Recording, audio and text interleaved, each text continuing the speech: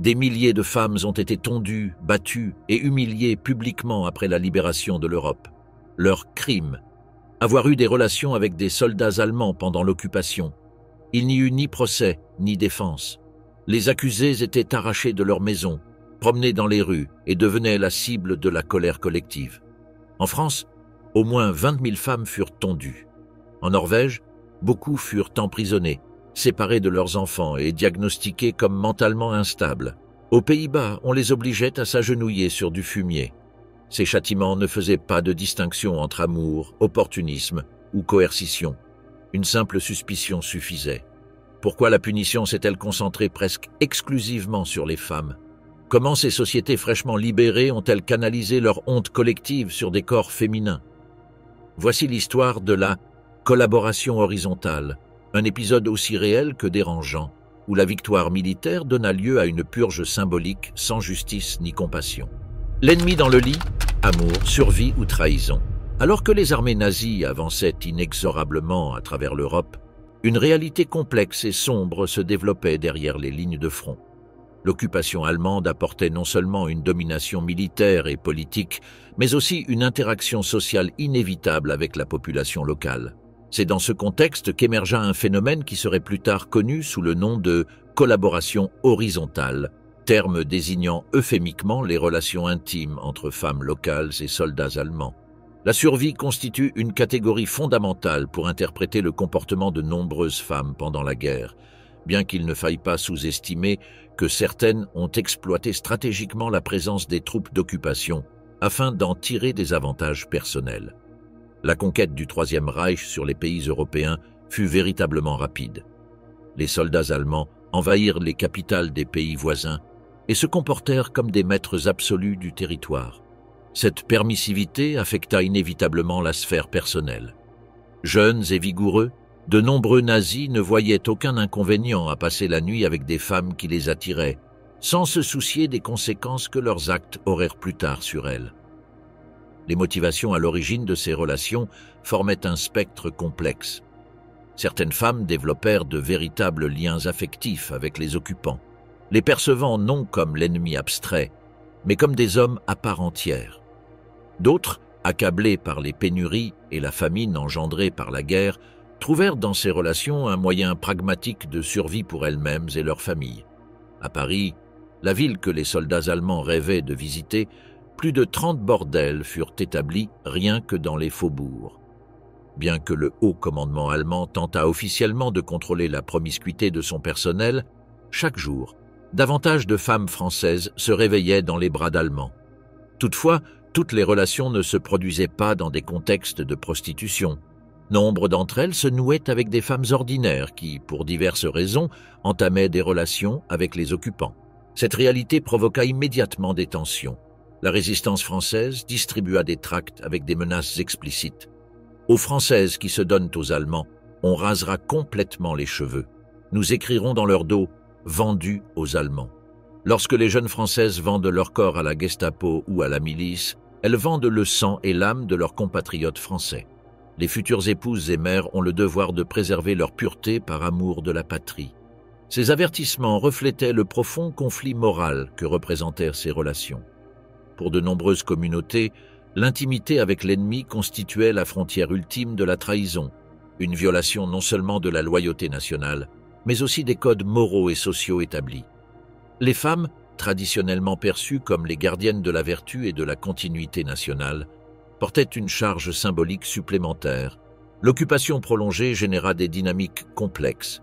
Certaines femmes, ayant entamé des relations avec des Allemands par nécessité, développèrent par la suite des liens affectifs. D'autres conservaient une distance émotionnelle tout en profitant des avantages matériels que leur apportaient ces relations. Nourriture, protection, médicaments ou argent, ressources inaccessibles à la majorité de la population. Le commandement militaire allemand adoptait une position ambivalente. Officiellement, il décourageait les relations prolongées, mais dans les faits, il les tolérait comme soupape de décompression pour ses troupes. Dans certains cas, il les encourageait même comme moyen de contrôle social, permettant aux soldats d'établir des relations qui amélioraient leur confort durant l'occupation. Pour les femmes impliquées, Ces décisions se prenaient dans un contexte de pression extrême, les hommes locaux étant absents, au front, emprisonnés ou exécutés. Nombreuses étaient celles qui se retrouvaient à assumer des responsabilités familiales sans précédent. Les options étaient rares et toutes problématiques. Accepter la famine, recourir au marché noir ou établir des relations avec ceux qui contrôlaient les ressources. Ces avertissements reflétaient le profond conflit moral que représentaient ces relations. Pour de nombreuses communautés, l'intimité avec l'ennemi constituait la dernière frontière de la trahison, une violation non seulement de la loyauté nationale, mais aussi des codes moraux et sociaux établis. Les femmes, traditionnellement perçues comme les gardiennes de la vertu et de la continuité nationale, portaient un fardeau symbolique supplémentaire. L'occupation prolongée engendra des dynamiques complexes. Certaines femmes, ayant entamé des relations avec des Allemands par nécessité, développèrent par la suite des liens affectifs. D'autres conservaient une distance émotionnelle, tout en tirant parti des avantages matériels que leur procurèrent ces relations. Nourriture, protection, médicaments ou argent, des ressources inaccessibles à la majorité de la population. Le commandement militaire allemand maintenait une posture ambivalente. Officiellement, il décourageait les fraternités prolongées, mais dans les faits, il les tolérait comme soupapes de décompression pour ses troupes. Dans certains cas, il les encourageait même comme moyen de contrôle social, permettant aux soldats d'établir des relations qui augmentaient leur confort pendant l'occupation. Pour les femmes concernées, ces décisions s'inscrivaient dans un contexte de pression extrême. Avec les hommes locaux absents, au combat, prisonniers ou exécutés, nombreuses étaient celles qui assumèrent des responsabilités familiales sans précédent. Les options étaient limitées et toutes problématiques. Accepter la famine, recourir au marché noir ou établir des relations avec ceux qui contrôlèrent les ressources. La situation prit des nuances régionales. En France, où l'occupation présentait une certaine normalisation apparente, ces relations se déroulaient avec une visibilité relative. Dans les pays de l'Est, où le régime nazi mettait en œuvre des politiques raciales plus extrêmes, les interactions se produisaient dans des contextes différents, parfois forcés par des politiques eugénistes ou d'oppression systématique. Ce qui reliait toutes ces expériences, c'était la certitude que, quelles que soient les motivations personnelles, l'intimité avec l'occupant avait un coût social. Les femmes impliquées savaient qu'elles étaient observées, jugées et qu'on se souviendrait d'elles. La guerre finirait un jour, et avec elle viendrait le moment de rendre des comptes. Le destin réservait à ces femmes malchanceuses les épreuves les plus sévères qu'elles devraient affronter pendant la période d'après-guerre. La libération, tant désirée par les nations occupées, entraînerait non seulement l'expulsion de l'envahisseur, mais aussi une vague de règlements de comptes internes où ces femmes deviendraient la cible visible et accessible du ressentiment collectif accumulé durant des années d'humiliation nationale. La libération et le lynchage, le début de la vengeance publique. La libération des territoires occupés par l'Allemagne nazie s'accompagna de scènes de joie et de célébration qui se transformèrent rapidement en épisodes sombres de vengeance collective. Alors que les troupes alliées progressaient après le débarquement de Normandie en juin 1944, elles furent confrontées à un phénomène troublant qui se répétait dans les villes et villages de France. La persécution et la punition publique des femmes accusées de collaboration horizontale. Les troupes alliées furent témoins d'un spectacle inquiétant, des femmes brutalement punies pour leur supposée intimité avec l'ennemi, soumises à des humiliations publiques, ce qui allait devenir une tache sombre dans les célébrations de la libération. Dans les premières heures qui suivirent le retrait allemand, des personnes armées faisaient irruption dans les domiciles signalés et en extrayaient de force des femmes identifiées, avec ou sans preuve, comme collaboratrices. La procédure suivait un schéma reconnaissable. Les femmes étaient traînées sur les places publiques où commençait leur humiliation ritualisée. Le reporter de guerre Robert Capa documenta ces scènes, déclarant « Je me trouvais en tête de la procession, et la population locale pensa que j'étais le soldat qui les avait capturés. On m'embrassa et me félicita pendant que des gifles et des crachats pleuvaient sur les pauvres jeunes filles. La violence ne se limitait pas à la tonte. Les femmes étaient ensuite promenées dans les rues, exposées à l'humiliation publique. Dans de nombreux cas, on leur arrachait partiellement ou totalement leurs vêtements, augmentant leur vulnérabilité face à la foule hostile. Jock Colville, secrétaire particulier de Churchill, observa « Je vis passer un camion ouvert, accompagné de huées et de sifflets de la population française, transportant une douzaine de femmes misérables à l'arrière. Chaque cheveu de leur tête avait été rasé. Elles pleuraient, baissaient la tête de honte. Bien que dégoûté par cette cruauté, je me rappelais que nous autres Britanniques n'avions pas connu d'invasion ou d'occupation depuis environ 900 ans, ce qui ne faisait pas de nous les meilleurs juges. Ces actes étaient plus intenses dans les zones où l'occupation avait été particulièrement oppressive ou où la résistance avait subi de lourdes représailles. La ligne entre justice populaire et vengeance incontrôlée devenait floue. Les accusations reposaient souvent sur des rumeurs, des dénonciations anonymes ou des règlements de compte personnels. Certaines femmes furent désignées par des voisins envieux, d'autres pour avoir rejeté auparavant des hommes locaux qui trouvèrent là une occasion de revanche. La violence atteignit des niveaux extrêmes dans certaines localités. À Paris, on rapporta des cas de prostituées et de femmes battues à mort pour avoir accepté des soldats allemands comme clients. Même des membres de l'aristocratie furent tondus pour s'être liés à des officiers allemands. La haine accumulée durant des années d'occupation trouvait une échappatoire dans des victimes accessibles et vulnérables. Les forces alliées adoptaient une attitude ambivalente face à ces épisodes. Bien que de nombreux soldats trouvassent ces actes troublants, il existait une certaine compréhension du mal que la France avait enduré sous l'occupation. Les autorités militaires alliées n'intervenaient généralement pas, considérant ces épisodes comme des affaires internes françaises à un moment de transition politique. Un élément particulièrement troublant fut l'absence quasi totale de remise en question légale durant ces processus. Des femmes étaient exécutées sommairement si l'on trouvait en leur possession des armes allemandes, sans qu'on leur donne l'occasion d'expliquer les circonstances.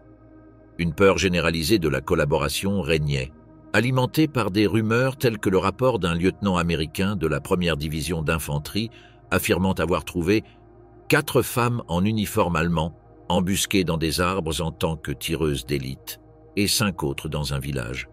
Le phénomène s'étendit rapidement à travers toute la France libérée durant l'été et l'automne de 1944. Les estimations indiquent qu'au moins 20 000 femmes furent tondues publiquement, bien que le chiffre réel puisse être bien plus élevé. Ce qui avait commencé comme des actes spontanés s'institutionnalisa progressivement, devenant une forme de purification symbolique de la nation, un exorcisme public de la honte de l'occupation. Cette première vague de punitions extrajudiciaires céda finalement la place à des procédures plus formalisées à mesure que les autorités civiles reprenaient le contrôle. Cependant, le mal était déjà fait. Des milliers de femmes furent marquées, physiquement et psychologiquement, par ces épisodes, tandis que la France entamait son complexe processus de reconstruction nationale et de règlement de compte avec son passé récent. Le carnaval de la honte, le rituel du châtiment.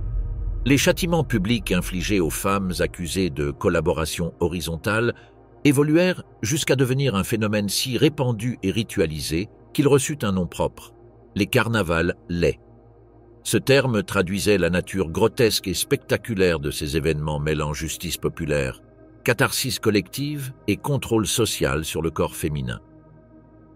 Le rituel suivait une séquence quasi cérémonielle.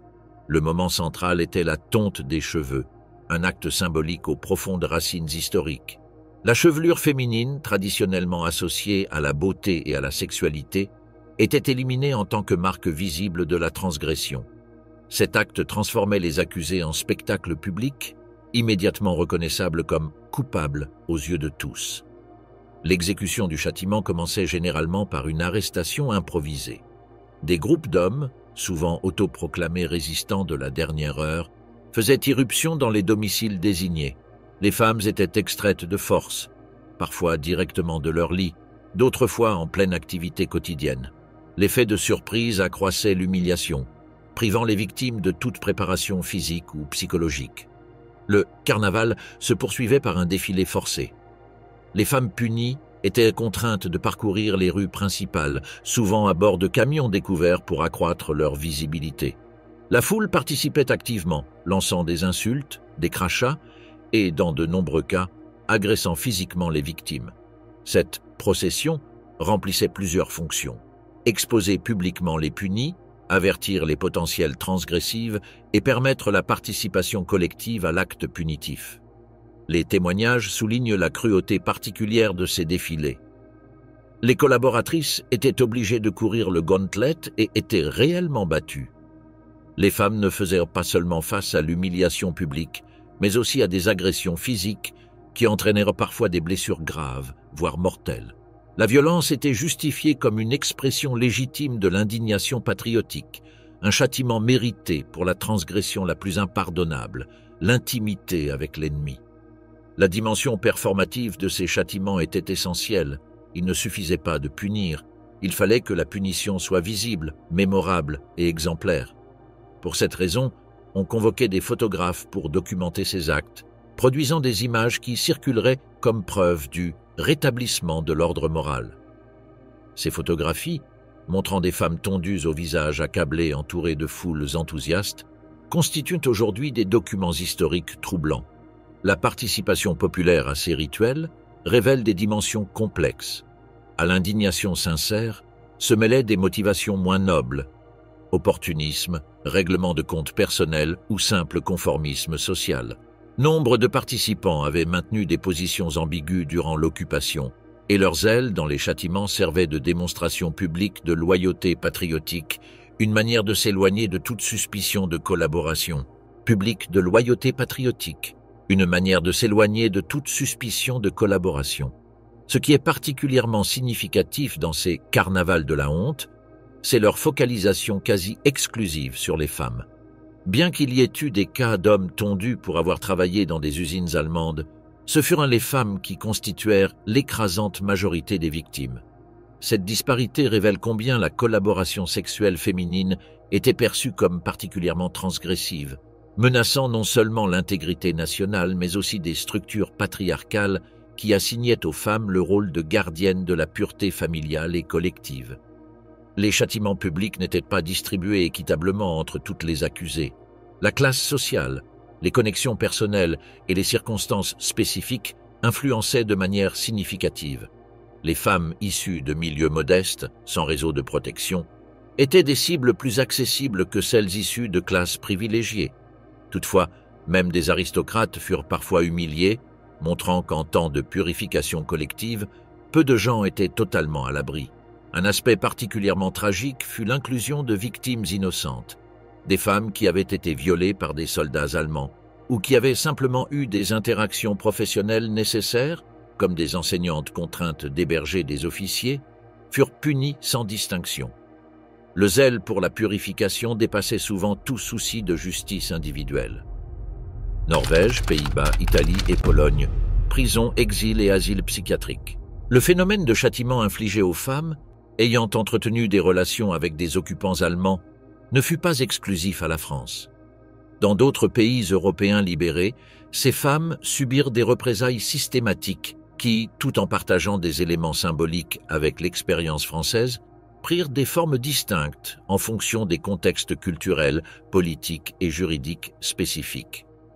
En Norvège, la réponse à la collaboration horizontale adopta des formes institutionnalisées particulièrement sévères.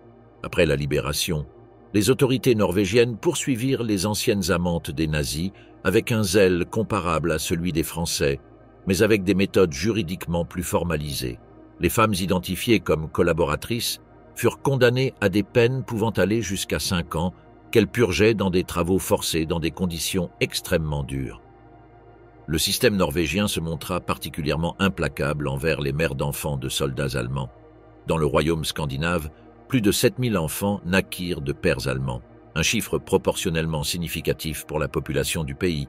Lorsque les mères étaient condamnées et internées dans des institutions correctionnelles, les enfants étaient envoyés dans des orphelinats spéciaux où leurs noms étaient souvent changés pour empêcher les mères de les retrouver une fois leur peine purgée.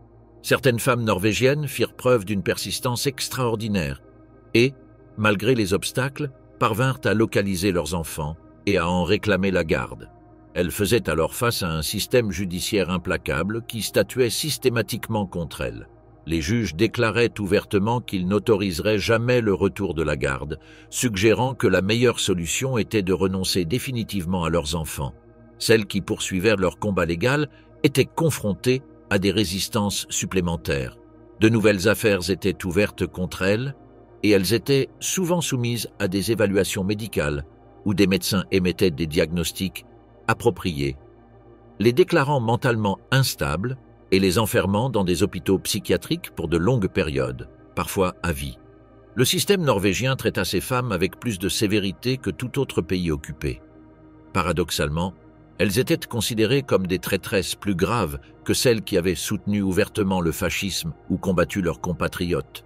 Cette sévérité reflétait l'urgence de restaurer l'image nationale, en présentant la Norvège comme un pays ayant participé unanimement à la résistance contre les envahisseurs fascistes, sans traître dans ses rangs.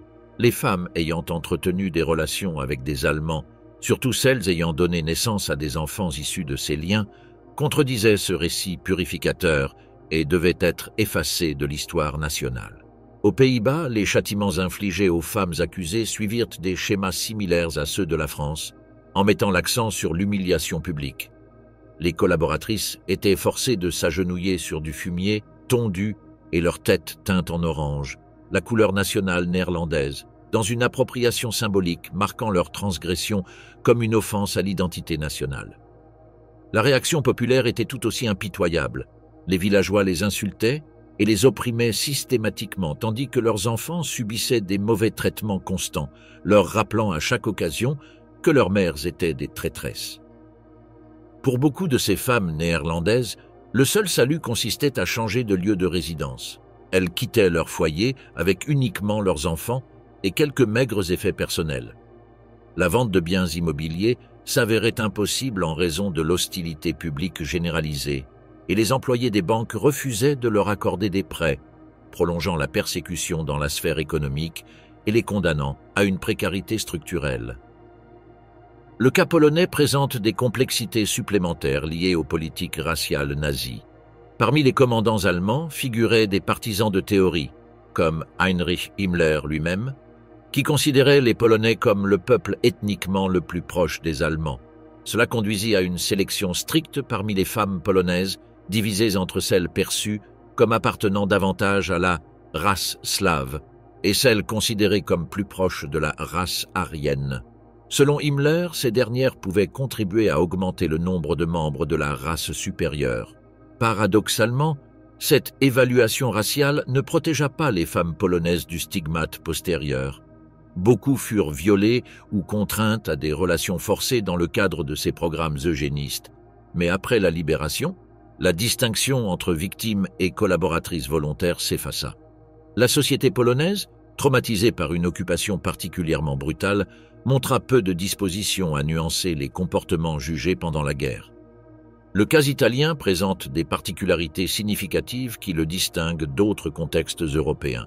Le biennium 1943-1945 en Italie fut une période agitée marquée par la chute du fascisme le 25 juillet 1995-43, l'occupation allemande après l'armistice avec les Alliés, la création de la République sociale italienne dirigée par Mussolini dans le nord, et enfin la libération progressive du pays. Contrairement à d'autres territoires où les châtiments envers les collaboratrices commencèrent immédiatement après le retrait allemand, en Italie, ces actes de vengeance débutèrent même avant la fin de la guerre, marquant un règlement de compte non seulement avec l'occupant étranger, mais aussi avec un régime fasciste ayant dominé pendant plus de 20 ans.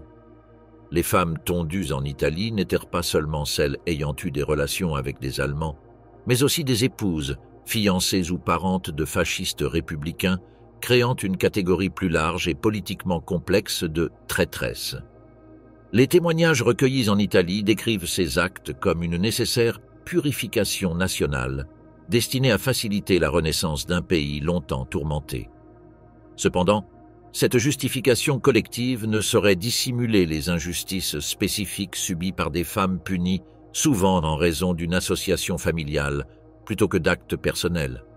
Un exemple révélateur de l'institutionnalisation de ces châtiments fut un jugement du tribunal de Bergame qui acquitta un partisan accusé par une actrice dont les cheveux avaient été violemment coupés. Le tribunal déclara que la coupe de cheveux était nécessaire dans l'intérêt de l'ordre public et dans celui des pauvres malheureux objets de la haine populaire. Pour les juges, la tonte représentait le moindre mal étant un acte outrageant, mais qui épuisait toute la peine sans porter atteinte à aucun droit inaliénable ou imprescriptible comme le droit à la vie ou même à l'intégrité juste de la personne. Ce raisonnement juridique montre comment ces punitions furent ensuite légitimées par les institutions de l'État. La situation en Belgique mérite également une attention particulière.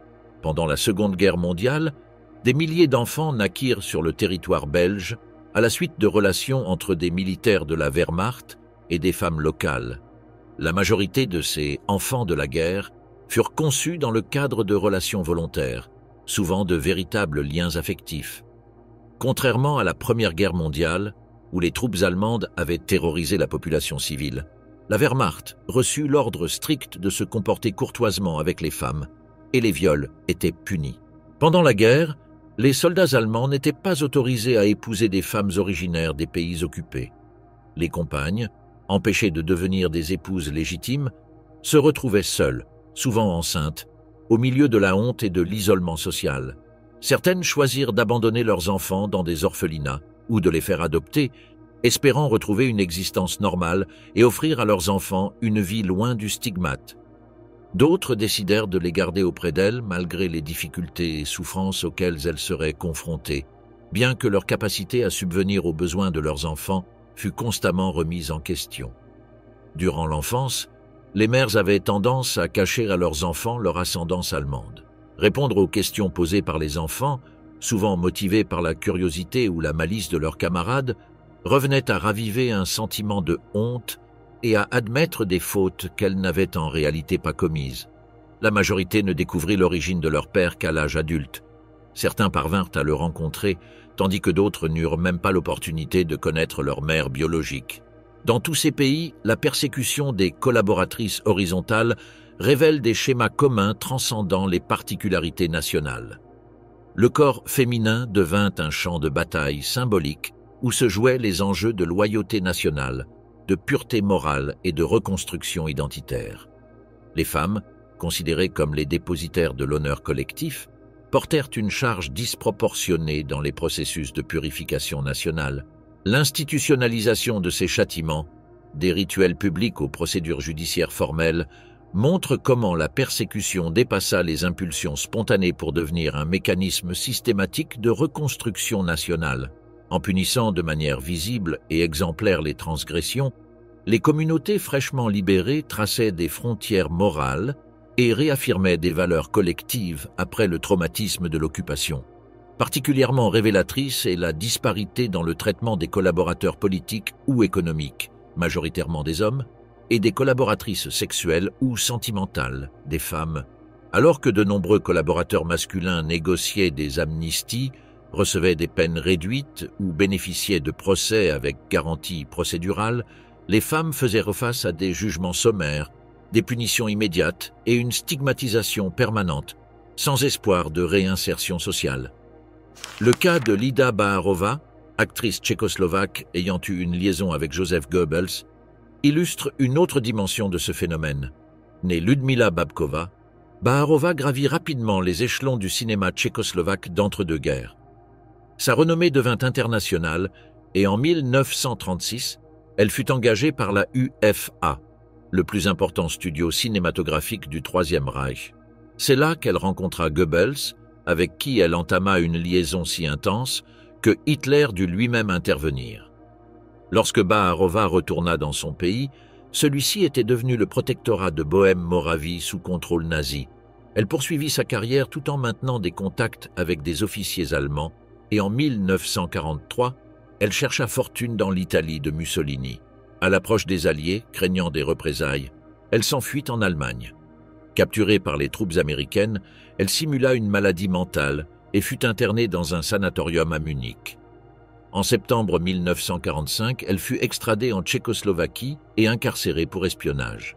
Bien qu'innocentée, elle fut interdite de travailler dans le cinéma tchécoslovaque et sa villa à Prague fut confisquée. Ce cas illustre comment des figures publiques liées sentimentalement à des dignitaires nazis subirent des conséquences significatives, quoique généralement moins sévères que les femmes anonymes. Cette disproportion révèle comment la collaboration féminine était perçue avant tout comme une trahison morale, une contamination symbolique menaçant la reconstruction nationale, tandis que la collaboration masculine était principalement évaluée en termes pragmatiques. Les femmes punies n'expiaient pas seulement leurs décisions individuelles, elles servaient de boucs émissaires pour expurger la honte collective de sociétés qui, à des degrés divers, avaient négocié leur coexistence avec les occupants. Enfants de l'ennemi, enfants nés du péché, l'ombre de la collaboration horizontale s'est étendue au-delà des femmes directement impliquées, atteignant les milliers d'enfants nés de relations entre femmes locales et soldats allemands. Ces enfants, innocents de toute décision ou circonstance entourant leur conception, sont devenus un rappel vivant d'une époque que les nations libérées tentaient de surmonter, faisant face à une discrimination systématique et à un abandon institutionnel. Les chiffres révèlent l'ampleur du phénomène. Selon les estimations, environ 200 000 bébés sont nés en France de pères allemands et de mères françaises, dont 80 000 ont été officiellement enregistrés avec une paternité allemande selon les archives allemandes. En Norvège, environ 12 000 enfants sont nés de ces relations, et même dans les petites îles anglo-normandes, 900 naissances de pères allemands ont été enregistrées. Ces chiffres, probablement conservateurs, révèlent un phénomène généralisé qui serait par la suite objet de silence historique et social.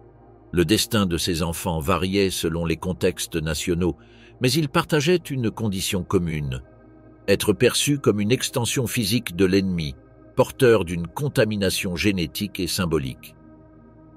En France, le traitement à leur égard était relativement moins sévère qu'envers leur mère.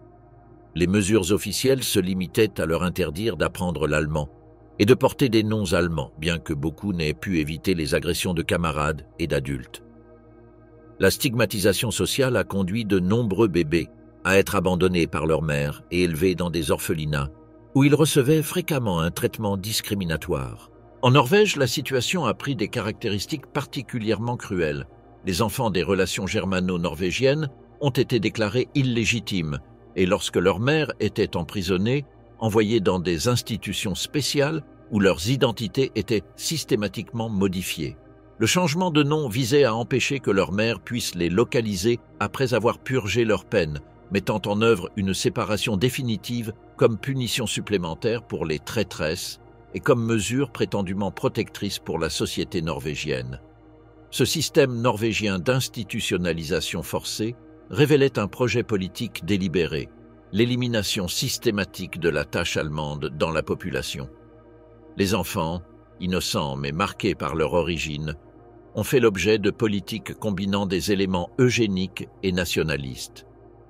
Les autorités médicales et sociales cataloguaient ces enfants comme potentiellement dangereux en raison de leur héritage génétique, suggérant des prédispositions à des comportements antisociaux ou criminels basés exclusivement sur leur ascendance paternelle.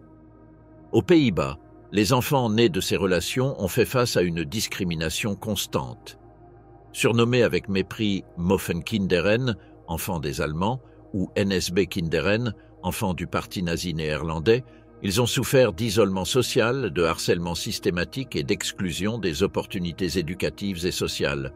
Leurs mères, marginalisées économiquement, rencontraient des difficultés supplémentaires pour leur fournir des soins adéquats, créant des cycles intergénérationnels de vulnérabilité. Parmi les histoires les plus surprenantes sur ces enfants de l'ennemi se trouve celle d'Annie Fried Lyngstad, plus tard mondialement connue comme Frida, membre du groupe musical ABBA. Née le 15 novembre 1945, 6 mois après la fin de la guerre, Frida était la fille de Signe Lyngstad, une jeune Norvégienne, et d'Alfred Haas, un soldat de la Wehrmacht.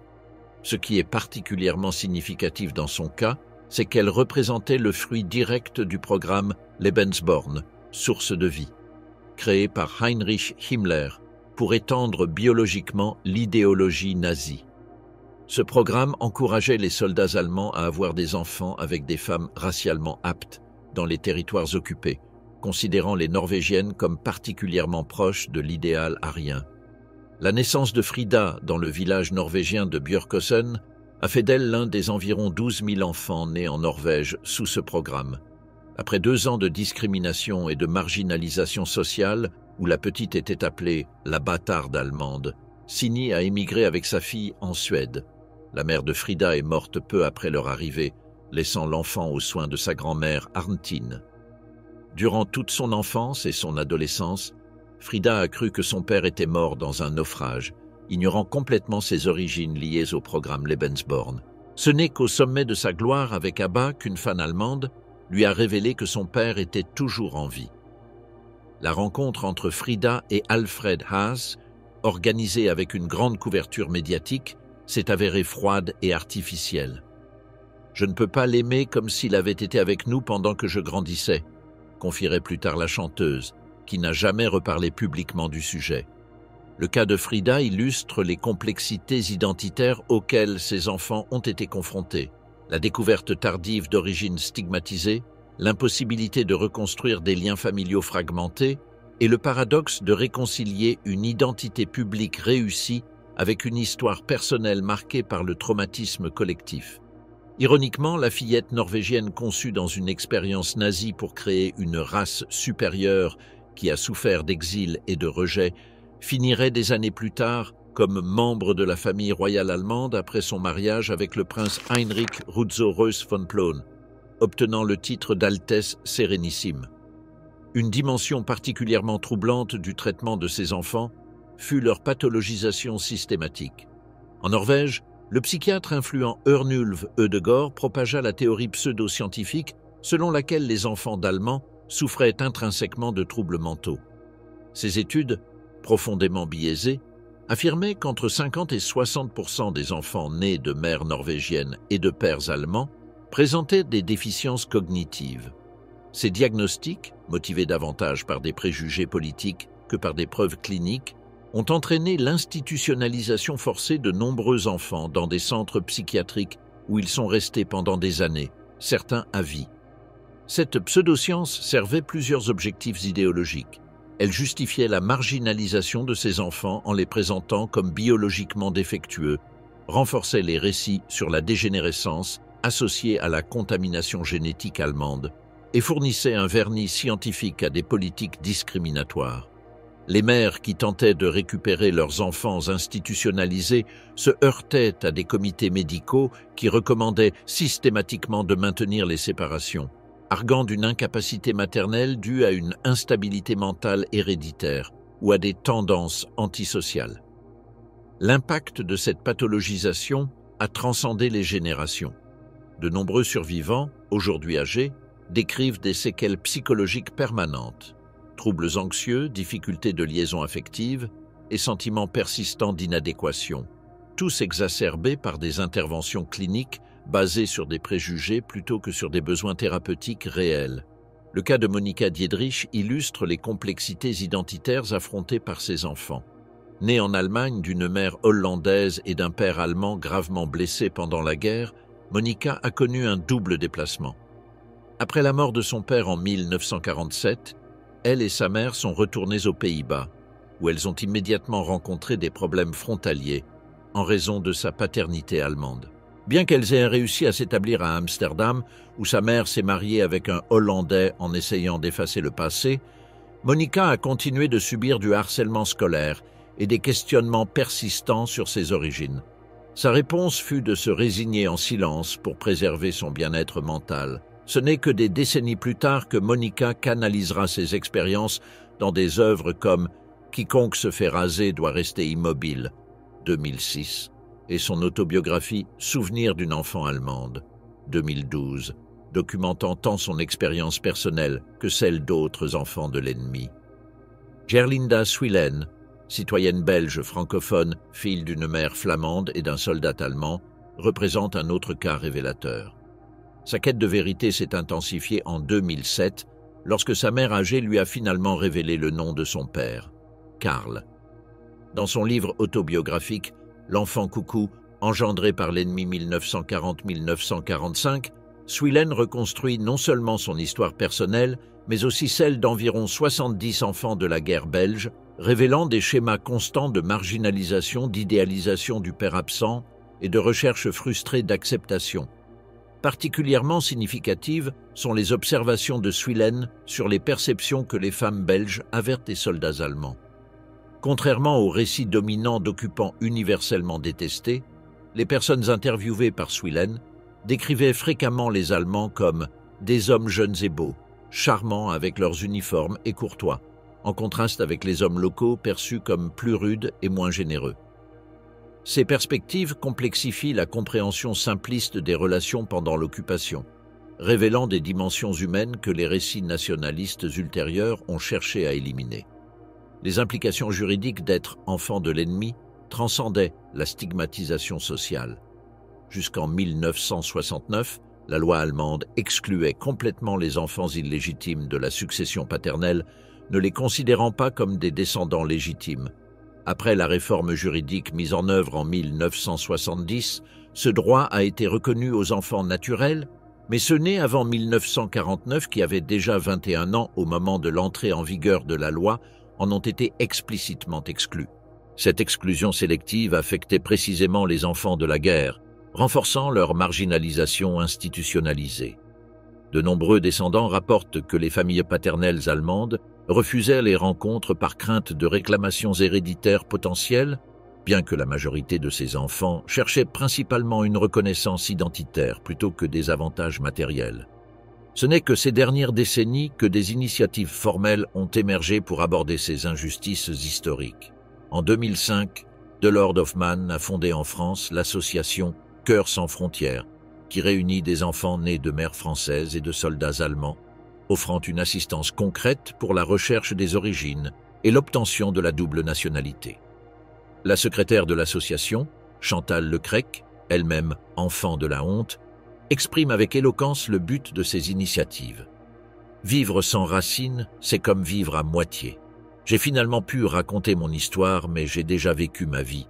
J'ai pu le faire trop tard. Mais même s'il est trop tard pour nous, nous sommes là pour aider les autres, ceux qui naissent maintenant. Nous sommes là pour qu'ils ne se sentent pas seuls, pour qu'ils n'aient pas à souffrir ce que nous avons souffert. Une enfance sans amour est un abîme de solitude dont il faut des années pour sortir. L'isolement social vécu par ces enfants transcendait les frontières nationales, constituant une expérience traumatique partagée qui n'a commencé à être reconnue historiquement que récemment.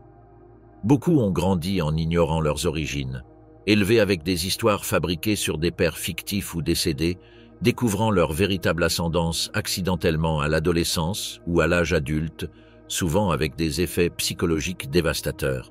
Les institutions éducatives et sociales ont activement contribué à cette discrimination.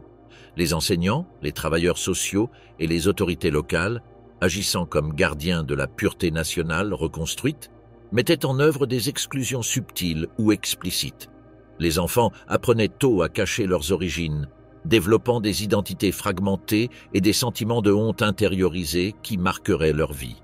Particulièrement douloureux était le limbe identitaire qu'habitaient ces enfants, rejetés par leur pays maternel comme représentants de l'ennemi, mais simultanément privés de toute connexion avec leur héritage paternel. Cette double négation constituait une forme de violence symbolique qui compromettait leur développement psychosocial et leur sentiment d'appartenance. Le traitement de ces enfants reflète comment les sociétés européennes, après la libération, ont géré sélectivement leur mémoire historique, créant des catégories de victimes légitimes et illégitimes. Alors que certains groupes recevaient reconnaissance et réparation, d'autres, comme ces enfants, étaient condamnés à un silence systématisé qui niait tant leur souffrance que leur simple existence en tant que catégorie historique spécifique. L'exclusion de ces enfants du récit historique officiel sur l'occupation et l'après-guerre représente une distorsion significative dans la construction des mémoires nationales européennes. Leur graduelle visibilisation ces dernières décennies, à travers des témoignages, des associations de survivants et des études historiques spécialisées, constitue un acte de justice historique et une complexification nécessaire des récits précédemment simplifiés sur les victimes et les bourreaux. Le cas de Coco Chanel et d'autres figures publiques, privilèges et collaboration.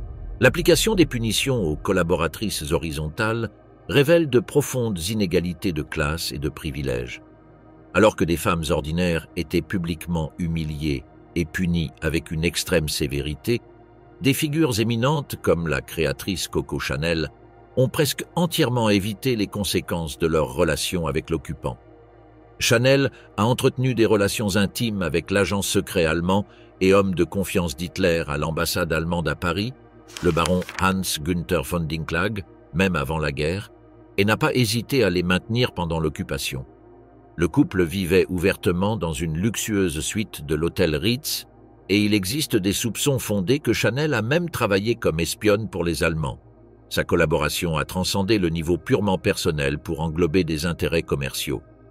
La famille juive Wertheimer possédait 90% des droits des parfums Chanel, contribution financière sans laquelle Coco n'aurait jamais pu commencer la production. Les lois d'arianisation imposées par le régime nazi correspondaient parfaitement à ses intérêts commerciaux. Lorsque les Wertheimer ont fui la France, et malgré le fait qu'ils avaient préalablement transféré leur part à des amis non juifs, Chanel a manœuvré avec l'aide de ses contacts nazis pour tenter d'acquérir l'ensemble de l'entreprise. Comment s'en est sorti Coco après la libération de la France? Contrairement à des milliers de femmes anonymes qui ont subi des tontes, des violences et l'exclusion sociale, Chanel a simplement quitté la France. Avec l'aide de son amant von Dinklag, elle a voyagé vers la Suisse neutre, où elle est restée jusqu'en 1954, quand elle a jugé sûre de revenir. Étonnamment, à son retour pour ressusciter sa marque, ce sont précisément les Wertheimer qui l'ont soutenue économiquement dans une transaction commerciale complexe qui transcendait les griefs personnels. Ce contraste entre le destin des femmes ordinaires et des figures privilégiées comme Chanel illustre comment la justice d'après-guerre opérait de façon sélective, punissant principalement les vulnérables tout en permettant aux puissantes d'utiliser leurs connexions et ressources pour échapper aux conséquences. Le cas Chanel représente un exemple paradigmatique de la façon dont le privilège a permis non seulement d'échapper à la punition, mais même de capitaliser ultérieurement sur une réputation réhabilitée, transformant une histoire de collaboration en un récit de survie et d'astuce entrepreneuriale. Justice ou vengeance? Mémoire oubliée, pardon. 80 ans après les faits, la persécution des femmes accusées de collaboration horizontale demeure l'un des épisodes les plus problématiques dans le récit de la libération européenne. Ce qui fut initialement justifié comme une nécessaire purification nationale révèle, sous examen historique, des dimensions complexes où justice, vengeance et contrôle social s'entrelacent inextricablement. Après le jugement populaire, le destin de ces femmes suivit des trajectoires diverses mais constamment marginales, marquées physiquement par la tonte, qui mettait des mois à repousser, et socialement par l'humiliation publique, beaucoup trouvèrent impossible la réintégration dans leur communauté d'origine. La stigmatisation persistait bien après que les cheveux aient repoussé, se manifestant par l'exclusion professionnelle, l'ostracisme social et fréquemment l'appauvrissement structurel. Pour comprendre ce phénomène au-delà de sa manifestation immédiate, il est nécessaire d'analyser les multiples fonctions que remplissaient ces châtiments. L'humiliation publique des collaboratrices sexuelles servait des objectifs qui transcendaient la simple rétribution. Elle constituait un mécanisme de reconstruction identitaire collective. Des nations qui avaient subi des défaites militaires humiliantes et des occupations prolongées avaient besoin de réaffirmer symboliquement leur résistance rétrospective, en créant des catégories claires de héros et de traîtres. Les femmes punies représentaient le bouc émissaire idéal, visible, vulnérable et avec des transgressions facilement compréhensibles pour les audiences populaires. En concentrant la culpabilité sur elles, des communautés entières qui avaient négocié quotidiennement diverses formes de coexistence avec les occupants pouvaient extérioriser leur propre ambiguïté morale. La violence contre ces femmes fonctionnait ainsi comme rituel purificateur permettant à des sociétés profondément compromises de fantasmer rétrospectivement sur une résistance unanime. La composante de genre est incontournable dans cette analyse, tandis que les collaborateurs économiques et politiques, majoritairement des hommes, évitaient fréquemment des punitions sévères grâce à des procès formels, des amnisties sélectives ou simplement en utilisant des relations influentes, les collaboratrices sexuelles affrontaient une justice sommaire sans garantie procédurale. Cette disparité révèle comment la collaboration féminine était jugée selon des standards moraux absolus, alors que la masculine était évaluée par des considérations pragmatiques et contextuelles. La concentration disproportionnée sur la punition de la collaboration horizontale reflète également des structures patriarcales où le corps féminin symbolisait l'honneur national. L'intimité avec l'ennemi représentait métaphoriquement la pénétration et la conquête de la nation elle-même. Punir spectaculairement les transgresseuses réaffirmait le contrôle masculin sur les corps féminins présentés comme propriété collective nationale. Furent-elles de véritables collaboratrices ou des victimes de circonstances impossibles? La réponse échappe aux catégorisations simplistes. Parmi les punies existaient des profils divers. Certaines développèrent de véritables liens affectifs avec des soldats allemands, voyant en eux des hommes individuels plutôt que des représentants abstraits de l'ennemi. D'autres établirent des relations pragmatiques cherchant la survie matérielle dans des contextes d'extrême pénurie. Certaines furent contraintes ou violées, tandis que d'autres exploitèrent opportunément les avantages associés à ces relations. Aucune circonstance atténuante, pas même le désespoir matériel ou la coercition, ne fut considérée pertinente dans les jugements populaires. Le récit prédominant établissait une dichotomie irréconciliable, patriote résistant versus traîtresse collaboratrice, sans espace pour des gradations ou des contextualisations. Cette simplification morale était fonctionnelle pour des communautés traitant des traumatismes collectifs complexes. Les procédures légales formelles, quand elles eurent lieu, reproduisirent fréquemment ces préjugés. En Norvège, des tribunaux établis avec une apparence de légalité condamnaient systématiquement ces femmes en se basant sur leur conduite sexuelle comme preuve suffisante de trahison. La jurisprudence développée criminalisait spécifiquement des associations personnelles qui, pour des hommes dans des situations comparables, ne constituèrent pas nécessairement des délits. L'historien Fabrice Virgili, pionnier dans la documentation de ces épisodes, souligne comment ces châtiments révèlent des mécanismes de contrôle social où la sexualité féminine devient affaire publique quand elle transgresse les frontières nationales. L'intimité, normalement considérée comme privée, se transformait en question politique quand elle impliquait l'ennemi, justifiant des interventions communales sur les corps féminins individuels.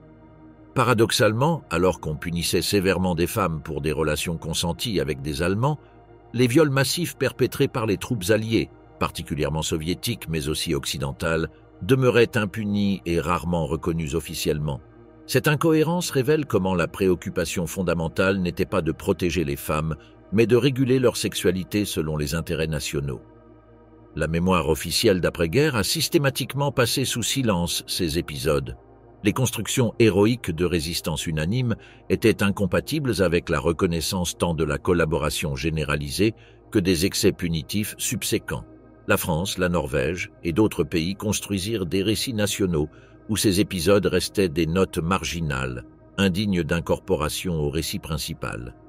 Ce silence historiographique commença à se fissurer seulement dans les décennies 70 et 80, quand de nouvelles générations d'historiens, influencés par des perspectives féministes et micro-historiques, commencèrent à récupérer ces épisodes comme éléments significatifs pour comprendre les complexités morales de l'occupation et de la libération. Des publications pionnières comme La Tondue, 1991, de Philippe Bourdrel, ou plus tard Les Tontes, 2006, d'Alain Brossat, initièrent une récupération critique qui continue à s'étendre. Particulièrement révélatrice est l'absence presque complète de réparation ou de reconnaissance officielle pour ces victimes. Alors que d'autres groupes affectés par la guerre recevaient graduellement des excuses institutionnelles, des compensations économiques ou une reconnaissance symbolique, les femmes tondues et leurs enfants demeurèrent des victimes illégitimes, exclues des politiques réparatrices et des commémorations officielles. Ce n'est que récemment qu'ont émergé des initiatives pour intégrer ces expériences dans des récits historiques plus inclusifs. Des documentaires comme Les Tontes de la Libération, 2014, et des expositions muséales thématiques ont contribué à rendre visibles ces épisodes, les contextualisant de façon critique mais empathique. Ces révisions ne cherchent pas à relativiser les responsabilités collaborationnistes, mais à comprendre la complexité morale des décisions prises sous occupation et à questionner la disproportion et le biais de genre dans les châtiments appliqués. Les survivantes de ces épisodes, quand elles ont pu témoigner, révèlent des impacts vitaux dévastateurs. Beaucoup décrivent des vies marquées par la dépression, l'isolement social et la précarité économique, fréquemment aggravées par la séparation forcée d'avec leurs enfants. Certaines développèrent des identités complètement nouvelles dans des localités distantes, coupant tout lien avec leur communauté d'origine. D'autres restèrent dans leur village en supportant une stigmatisation prolongée, transitant dans des espaces sociaux comme des présences fantomatiques tolérées, mais perpétuellement marginalisées. Le cas spécifique des enfants de l'ennemi révèle des dimensions intergénérationnelles du traumatisme collectif. Des recherches psychosociales récentes documentent comment ces individus, aujourd'hui âgés, continuent à traiter des identités fragmentées et des stigmates hérités. Certains ont formé des associations pour revendiquer reconnaissance et partager des expériences, comme la norvégienne Krigsbarnforbundet, association des enfants de guerre, qui depuis 1986 lutte pour visibilité et réparation. L'intégration critique de ces épisodes dans la mémoire collective européenne contemporaine pose des défis significatifs. Reconnaître la complexité morale de l'occupation implique de questionner des récits héroïques simplifiés sans minimiser les responsabilités pour la collaboration réelle. Simultanément, analyser critiquement les châtiments appliqués requiert de contextualiser sans justifier des actes qui, évalués selon des standards contemporains, constitueraient clairement des violations des droits humains fondamentaux. Le philosophe Paul Ricoeur propose le concept de « juste mémoire » comme équilibre entre souvenir et oubli, entre condamnation et compréhension. Appliqué à ces épisodes, il suggère la nécessité de reconnaître tant la nature problématique de certaines formes de collaboration que la disproportion et le biais de genre dans leur châtiment, intégrant les deux dimensions dans des récits historiques nuancés. Parmi les diverses motivations qui ont poussé des femmes à entretenir des relations avec des soldats allemands pendant la guerre, on a tenté d'éliminer systématiquement la plus simple et banale, l'amour. Certaines relations étaient des liens amoureux imprudents ou naïfs, mais authentiques. Ces histoires furent effacées des chroniques, de la même manière qu'on tenta d'éliminer les « enfants de la honte » nés de ces relations. Un aspect troublant est le contraste entre la sévère persécution des relations consenties avec des Allemands et l'impunité virtuelle des viols massifs perpétrés par les troupes alliées. Cette incohérence révèle comment la préoccupation fondamentale n'était pas de protéger les femmes, mais de réguler leur sexualité conformément aux intérêts nationaux. La femme qui choisissait librement le mauvais ennemi s'avérait plus condamnable que le soldat ami qui violentait des femmes locales. Les associations formées par les « enfants de la guerre » dans divers pays européens ont joué un rôle fondamental pour rendre visibles ces histoires passées sous silence.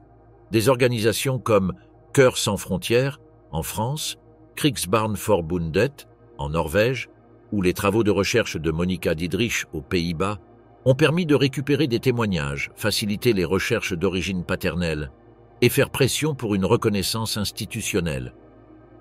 Ces initiatives constituent des formes de justice restaurative, offrant des espaces pour narrer des expériences longtemps passées sous silence.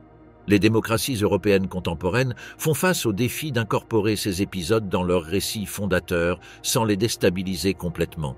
La reconnaissance de ces injustices historiques renforce, paradoxalement, les engagements actuels envers les principes de procédure régulière, de proportionnalité punitive et d'égalité de genre, démontrant l'apprentissage institutionnel à partir d'erreurs historiques reconnues. En dernière instance, ces épisodes révèlent la fragilité morale collective dans des contextes post-traumatiques. Des communautés récemment libérées, traitant des expériences d'occupation, de défaite et de collaboration généralisée, projetèrent des anxiétés collectives sur des boucs émissaires accessibles. La justice sommaire contre les collaboratrices sexuelles fournissait une catharsis immédiate et des fantasmes de purification nationale quand des reconnaissances plus complexes s'avéraient insupportables. 80 ans après, l'intégration critique de ces épisodes dans la conscience historique européenne permet une compréhension plus profonde des complexités morales qui caractérisent les transitions depuis des régimes oppressifs vers des reconstructions démocratiques. Les châtiments infligés aux femmes qui couchèrent avec l'ennemi demeurent comme un rappel troublant de la façon dont la libération contenait simultanément des germes de justice et de vengeance, où les idéaux de restauration démocratique coexistaient avec des impulsions punitives qui reproduisaient précisément les logiques déshumanisantes qu'on prétendait dépasser.